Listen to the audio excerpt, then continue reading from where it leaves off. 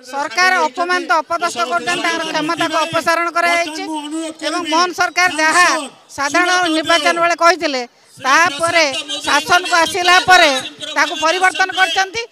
लोक प्रतिनिधि क्षमता को संकुचित कर आज राजरास्ता को जदि एक सरकार विचार न करती केवल ये नुह ब्लॉक और पंचायत सबुआड़े लड़ाई चली रही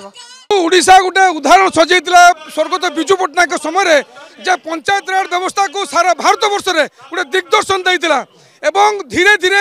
जो सरकार कहला पंचायत स्तर जो मजबूत हम ताले देश मजबूत हो। जातिर पिता महात्मा गांधी भी कहते जदि पंचायत विकसित हम पंचायत जो उन्नति हम ग्रामांचल जो उन्नति हो देश उन्नति कर किंतु आज भारतीय जनता पार्टी सारा देश को गोटे दुख मुह को ठेली देती। आज पंचायत व्यवस्था नेता मान पाखु जो मैंने निर्वाचित प्रतिनिधि क्षमता को संकुचित करने चाहते गणतंत्र हत्या करने चाहते विजु जनता दल या सहब ना। पूर्वतन मुख्यमंत्री नवीन पट्टनायक आह्वान देते जिते पर्यटन संविधान पर जी भी कटारघात कर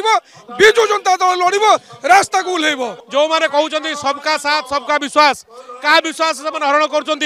आज पंचायत राज संस्थार स्वाधीनता को क्षुण्ण कर स्वाधीनता को संकुचित कर बाबू मान न्यस्त कर संपूर्ण अराजकता को ठेलने व्यवस्था कर या विरुद्ध आमर प्रिय नेता श्रीजुक्त नवीन पट्टनायक आह्वान क्रमे ग्रामांचल आसवा समस्त पंचायत राज प्रतिनिधि द्वारा यह आंदोलन आहरी तीव्रतर हम जेते पर्यंत